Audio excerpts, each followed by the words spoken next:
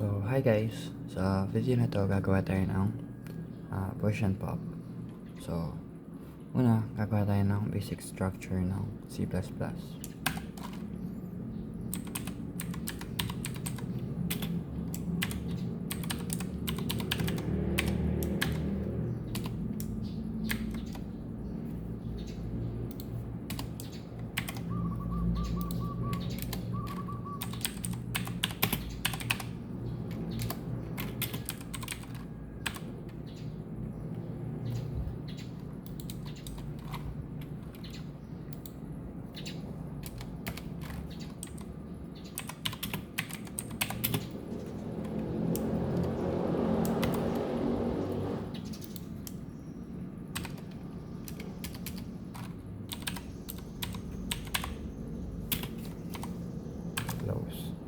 So, this is the basic structure ng C++.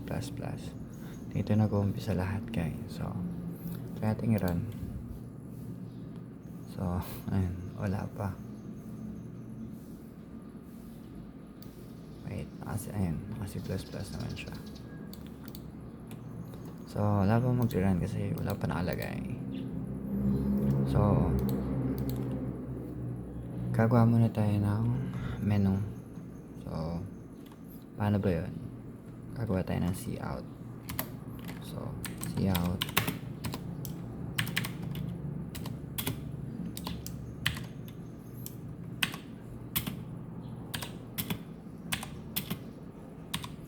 Menu. Then, endl. So, explain ko lang guys. Itong cout, ito yung nagpiprint.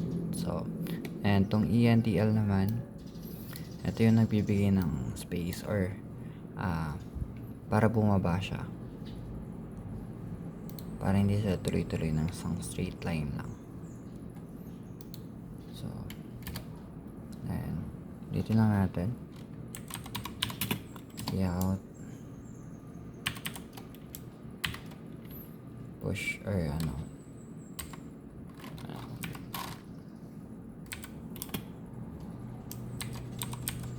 Push and endl again. Then, huwag nyo kakalimutan to i-close kasi hindi siya mag-run. Then, copy nyo na lang to.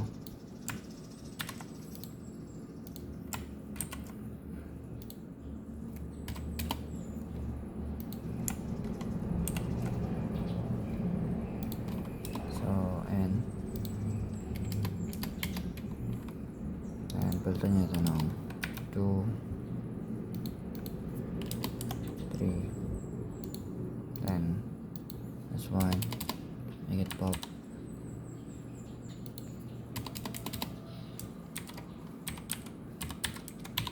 Display. So, ayan yung dapat ilabas nyo sa screen. Ito yung magiging menu natin. So, sorry guys. Ayan.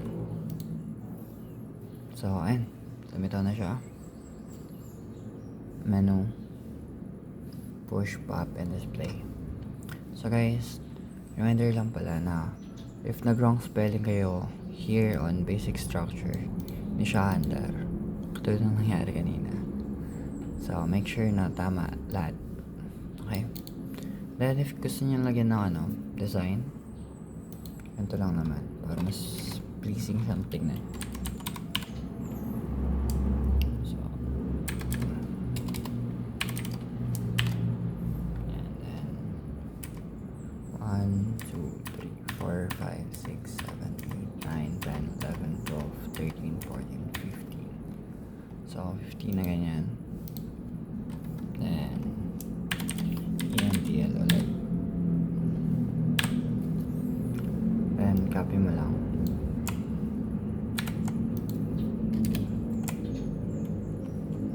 Paste it. Then, ayan. Kasi ito gitna natin. So, gitna na ba yan? Ayan. So, gitna na yan na guys. Try natin run. Ayan. So, mas maganda siyang tignan. Right? So, 1, 2, 3, 4, 5, 6, 7, 8, 9, 10, 11, 12, 13, 14, 15. So, 15 na ganyan. Then, Panalagay na natin ito menu. Oh, may kulang pa tayo guys. Lagay tayo ng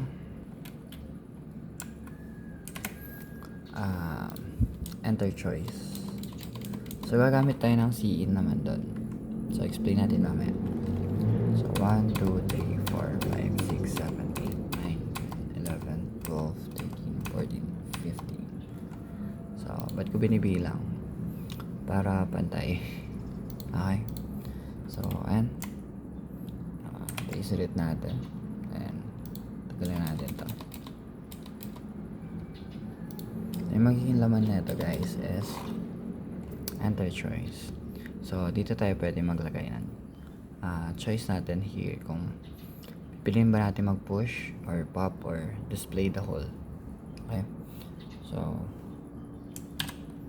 enter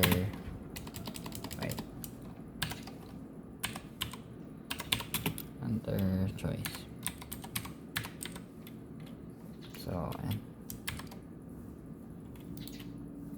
So close natin. So ayan, ma-under na siya, di ba? Ayan, enter choice.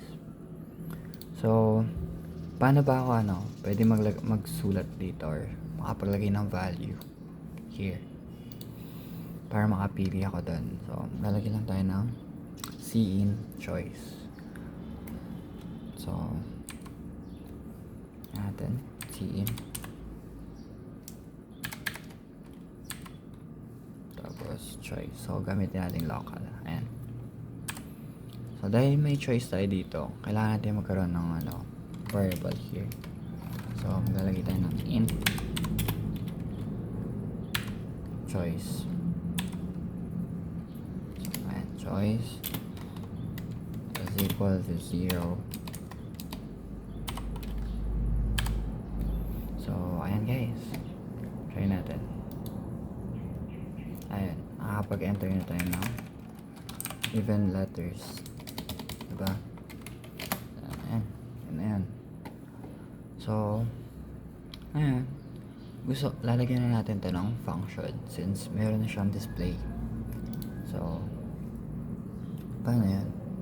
So gagamit naman tayo ngayon ng switch case. So gagawa tayo ng switch case. Right, and switch, then natin choice. But choice kasi dito siya pipili guys. So yung choice natin dito, ilalagay natin magiging ito yun. Okay.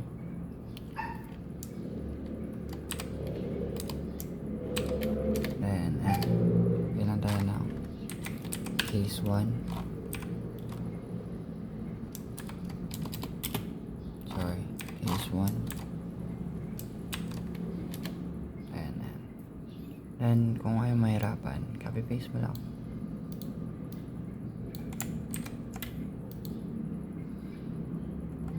Then enter, paste it. Paste. So ba't tatlo? Kasi tatlo lang naman to eh. So push pop display. So punta na natin ang case 2 and case 3. So ayan, meron tayong switch case. Right. So next guys is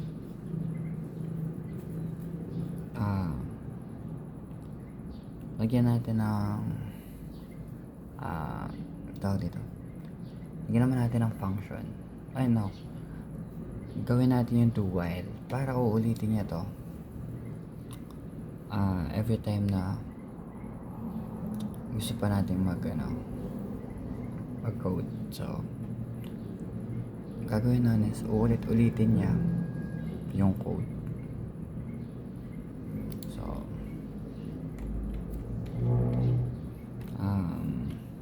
ayan. So lagyan lang natin dito, here is 2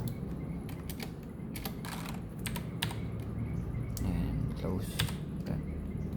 So papansin nyo, dapat ganito siya, and then kakopy paste natin yung buong code dito sa loob nito. Pero pwede naman natin siyang gawin na lang, lagyan natin ng bracket here. So, lagay tayo ng bracket. Then, makita nyo naman yung kulay green. Kikita ba guys?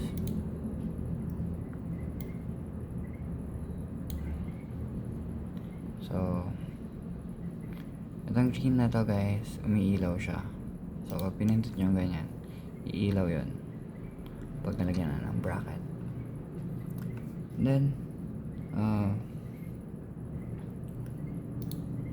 dito, mag-see out tayo.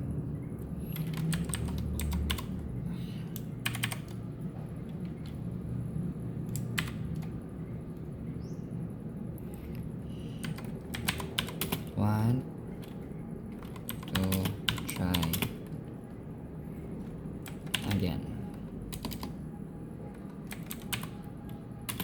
Tapos, lagyan natin ng yes or no.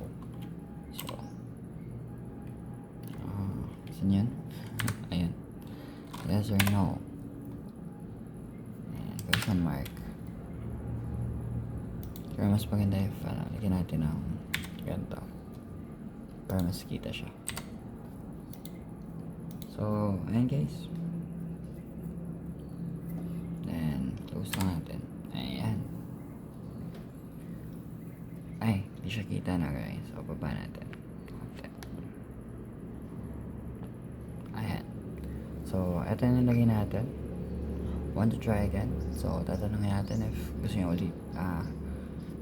If gusto nyo ulit. So, uulit nun siya. Okay? So, ayan. Dahil meron tayong question na yes or no, maglalagay tayo here ng string. Okay? So, string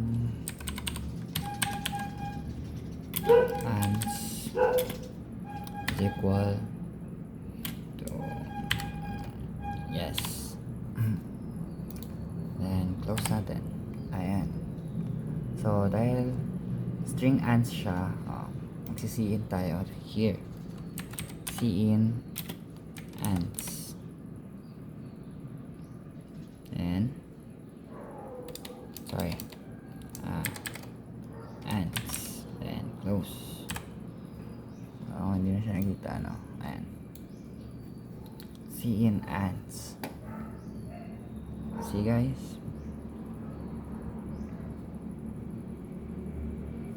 So, then, sa baba, dahil gusto ko nag-clear out siya, maglalagay tayo ng system.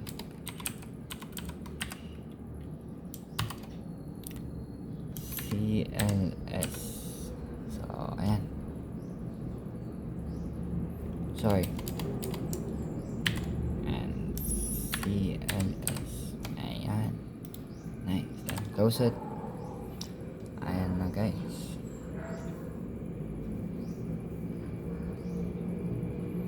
Then, here, dahil gumawa tayo ng 2 while, here naman yung while. Ayan, keyword while. Ans is equal to yes. So, dito yung magre-repeat ng code, guys. Okay. Then, close lang natin. So, there. Nga pala, di ba may design tayo na ganito. So, after kasing magkaroon ng pagkatapos siya magawa yung array natin ng mga push ng 5 numbers. So, kailangan maglalagay tayo ng divider here para pleasing lang siya tignan. So, copy paste mo lang to. Then, see out mo here. There. So, tignan natin kung magra-run. Ayan guys, so nag-run siya. Ayan. See. And you want to try again? If yes, uulit siya yung code. Then if no, nangyari. So pag nag-no naman, otherwise, mag-i-stop na. Okay? So, Ngayon naman, gagawin na natin yung function ng each. So, magpo-push tayo, magpa-pop, and display. So, first, syempre, gagawa tayo ng array. So, paano gawin yun? Dali lang. Int stock, then okay tayo ng ganito, then 5. So yung value pwede naman maging 10 or kung yan yung gusto mo, pero 5 na lang para konti lang. Okay, then close mo. Huwag mo kalimutan i-close kasi again, hindi siya mag-run, hindi mo makita yung value or yung hinahanap mo.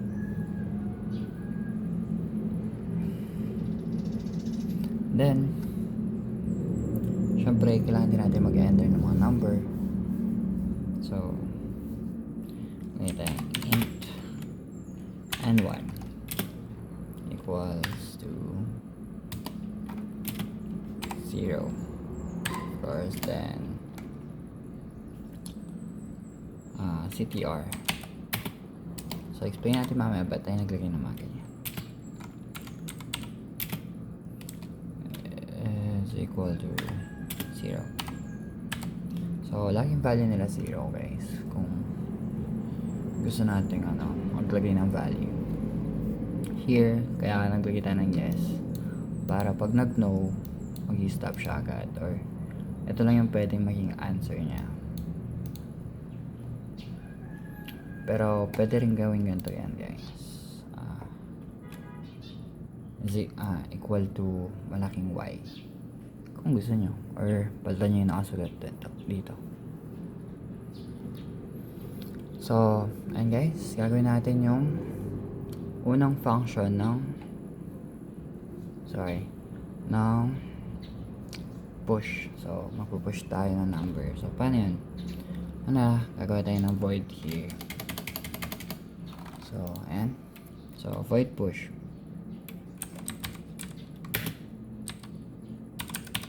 So, para malit na lang. Diba? And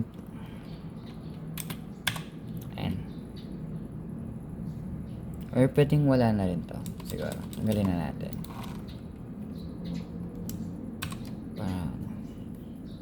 So, code ko muna siya then explain ko siya sa inyo, guys. So,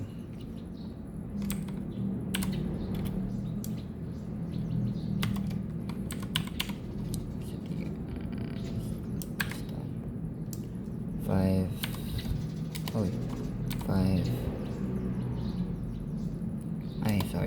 less than or equal 5. Hala, double pala, naglolo ko yung keyboard. Then ayan, cout tayo ng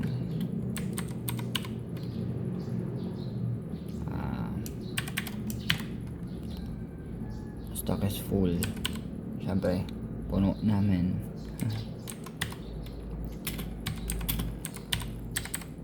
Then, ayan. And siyempre, EMDL. So, lalo ko talaga. So, if yung CTR natin is napuno na siya or equals to 5 na kasi yung array natin is 5 lang naman. So, magsi-cout siya ng stock is full. So, hindi ka na pwedeng magdagdag. Hanggang dyan lang yan. So, lagyan natin ang design, guys. Again, eto, kunin natin to para magandang tingnan. Once na nilitaw siya, may ganyan. Diba?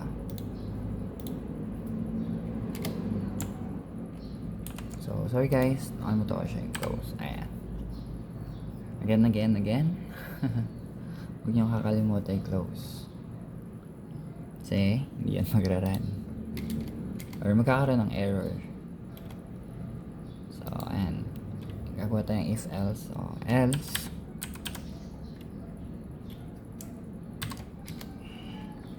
Stock. CTR equals to N. Wala. Tama ba? Yeah, tama yan. Then CTR plus plus, CTR plus plus, then close it. Ayan guys. So this is the code guys para sa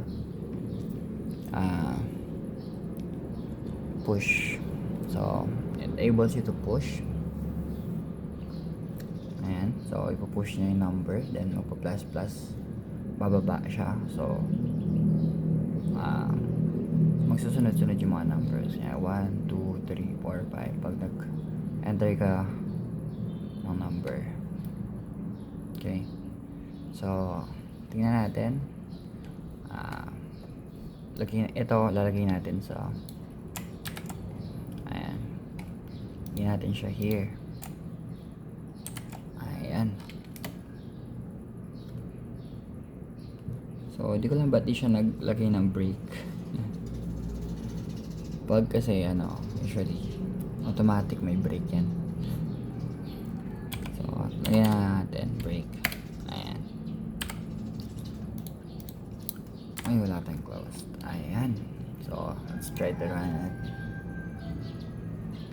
Okay, nagkaroon tayo ng problem. Oh, wala, hindi siya N1. So ayan, N1 kasi to. So kailangan same sila. So run it. Ayan guys. So dahil 1 lang naman yung may function natin, ito yung try natin. So ayan, diba? Ayan pa lang siya guys. So guys, maglalagay pala tayo ng here sa push. So lalagay tayo ng enter. Nag-run ko yung code. So stop muna natin. So here magsisi out tayo ng number. So enter number guys. Sorry. So ayan. So enter number. Enter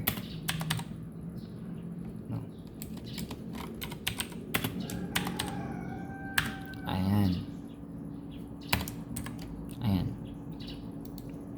Then close na tayo. Wala na close. Cin. Siyempre, yung number N1. Then close. After that, ano yun? Ayan. At maglagay tayo ng design. Here. Para every time na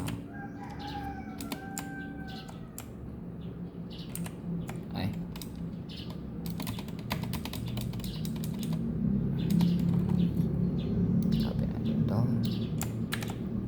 Then lagyan natin dito. Ayan. So ayan, try natin run. Ayun guys. So enter natin 1 since yan lang naman yung function. So ayan, lumabas siya. Enter number. So 1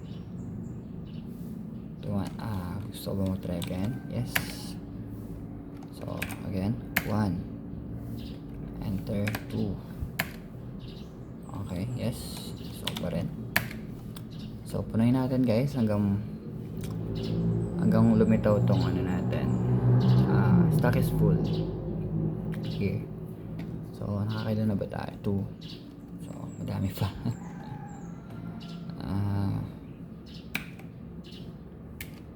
Okay. Yes. 1 4 and yes 1 5 then less yes 1 then 6. Tingnan natin.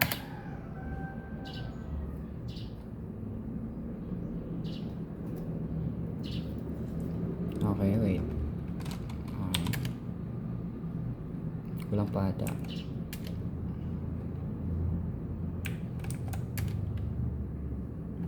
So, wait lang guys. Hindi siya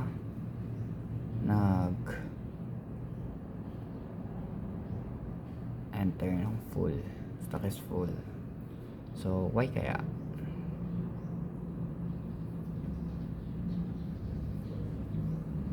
There's no problem naman here.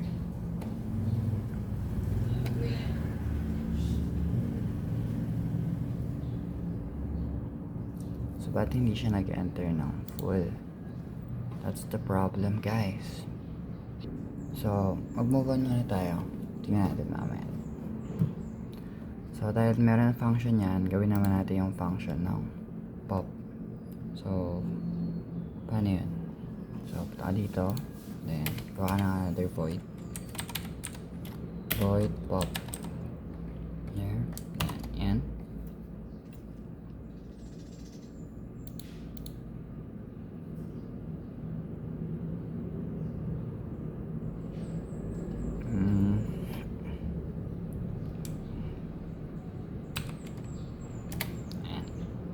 Then, again, pagawa tayo ng if else.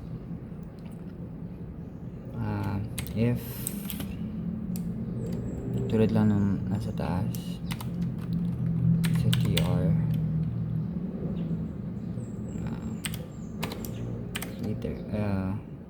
greater than 0 or equal than 0. Stack is empty naman yan. So,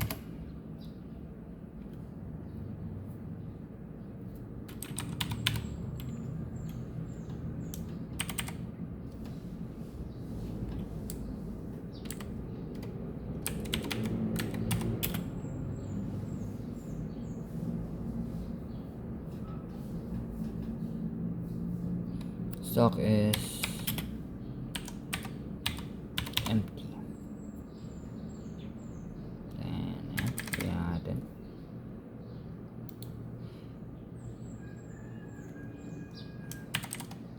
MVL. So, katulad nung sa taas, lagyan natin ang design, syempre, para maganda tingnan.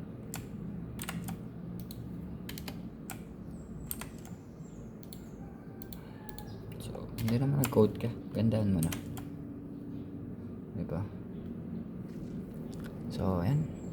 Then else. Lagyan natin dito.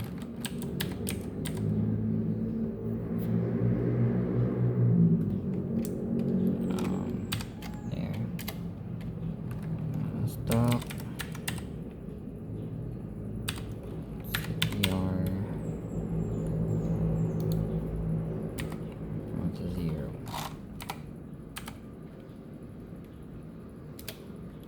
CTR minus then close and end. Ano yung magiging function ng pop? Okay, so ito, and copy lang natin to, then lagyan natin sa case 2. Ayan. So, dito siya matatawag nun. Close mo lang. Then, yung break. So, di ko lang ba't hindi nga siya automatic ngayon. Dapat automatic lumilitaw tong break. Pero, ayan. So, try natin.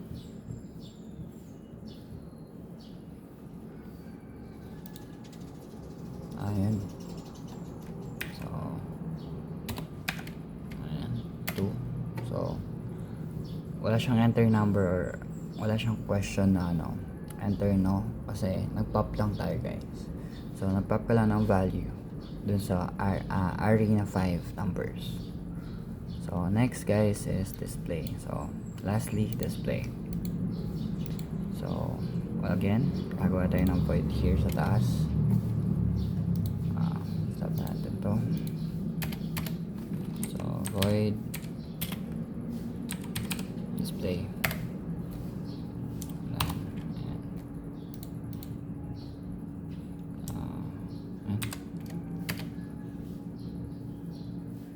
So, dahil gagawa tayo ng iba na yung code nito, hindi siya katulad na itong push and pop. So, magiging ganito naman siya, guys.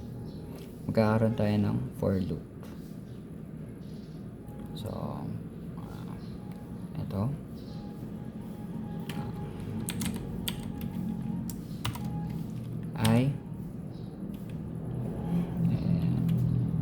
Int I is equal to 4. Then, close natin. Then, I is greater. Alright, greater ba to? Oh, yeah. Greater than or equal 0. 0. Close I plus. Minus. Ayan. So,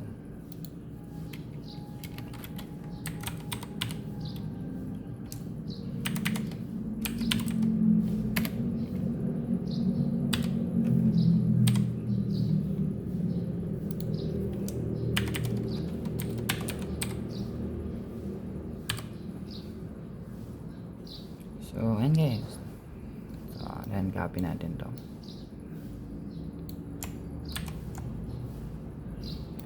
Lagyan natin here. And then close. Of course. And break. Close. Ayan guys. So, ito na yung kabuuan ng code. So, let's try it guys. So, enter choice 1. So, enter no. 21. Yes. 1. 12 naman. So, ayan. So, try naman natin i-display guys. So, enter tayo ng 3. So, kita ba guys? Ayan, baba natin ng konti. Ayan. So, ayan, para makita siya guys, baba natin. So, enter choice 3. Yes.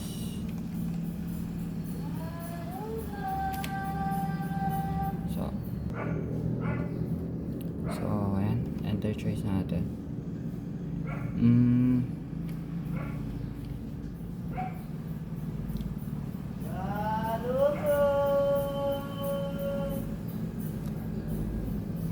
So, let's try natin naman 2.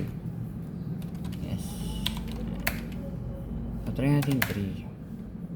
Okay, hindi lumitaw guys. Hindi ko alam bakit. So, tingnan natin yung code niyan guys. Dito pumapasok yung logical thinking natin and problem solving. So, ano nga ba yung ba't hindi siya siya lumitaw guys? So, what seems to be the problem?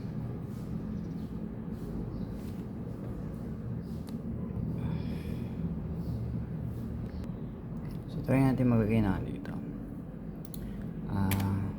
Oops, nag-run na siya.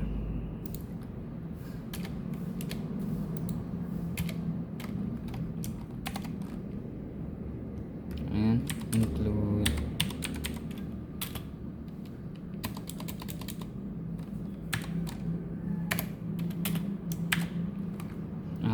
stdlib.age, if I remember, age siya. So, there. Tinuro sa akin ng prof ko. So, try natin. So, ayan. Then,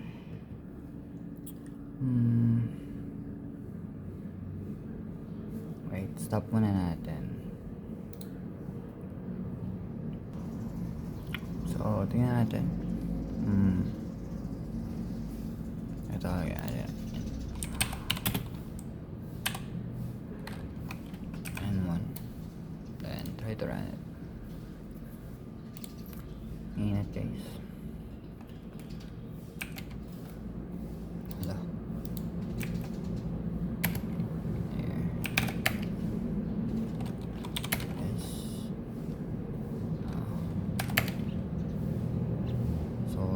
rin siya nag-run. Ano kayang problem here? So stop muna natin. Then let's see. What's the problem? Switch case. So tama naman to.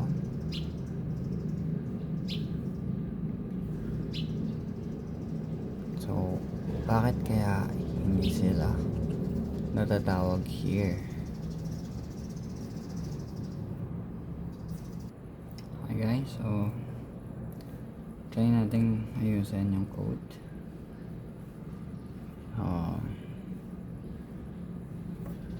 Ano yung mga possible problems?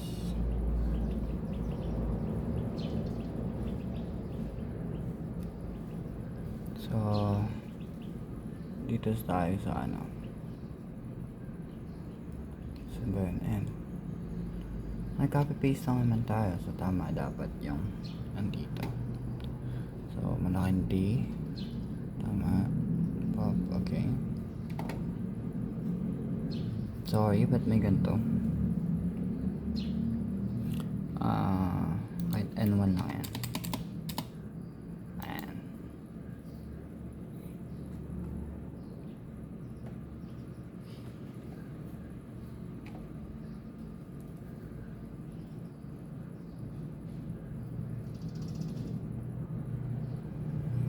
Then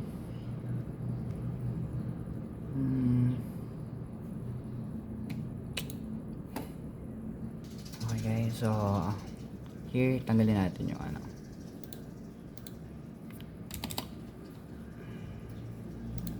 Then here hintay ng value. Ayan. Then CTR or int 1 na lang natin. And 1. Ayan.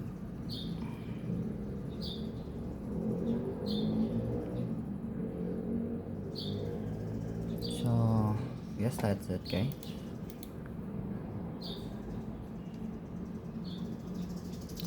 And okay, try natin.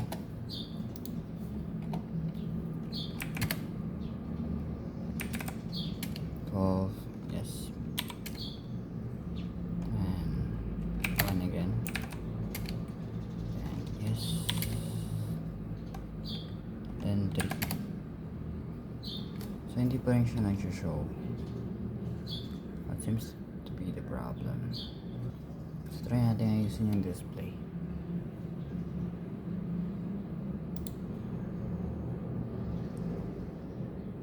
So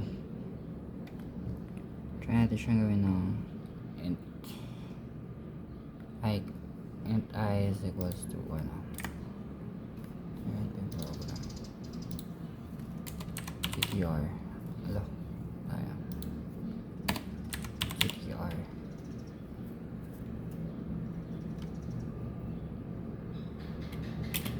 Minus 1. Then ayan, try natin ito.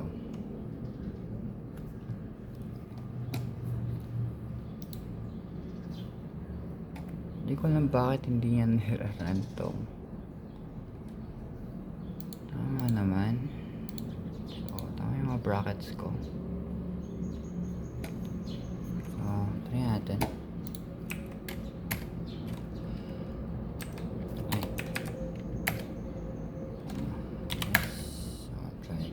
Choice 1 again.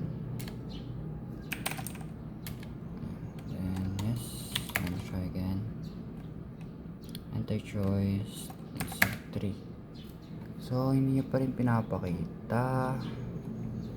Don't know why. So let's see. Oh, I see guys. Titiranggal yung void. Okay, nakapilang natin siya ng gano'n. Dapat wala to. Ay nako. Oh, try natin i-run.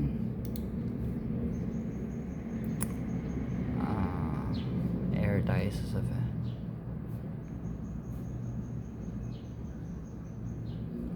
Where? Int main pushed. Tayo nagka-error dyan.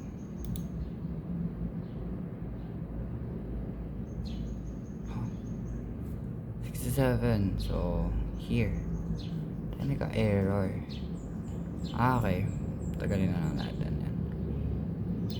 Tagalin natin to, guys. And, try ulit natin. And guys, sa wakas, so again 1 and yes, so 3. Ayun guys, so lumitaw na. So here, lumitaw na, then try natin mag-pop.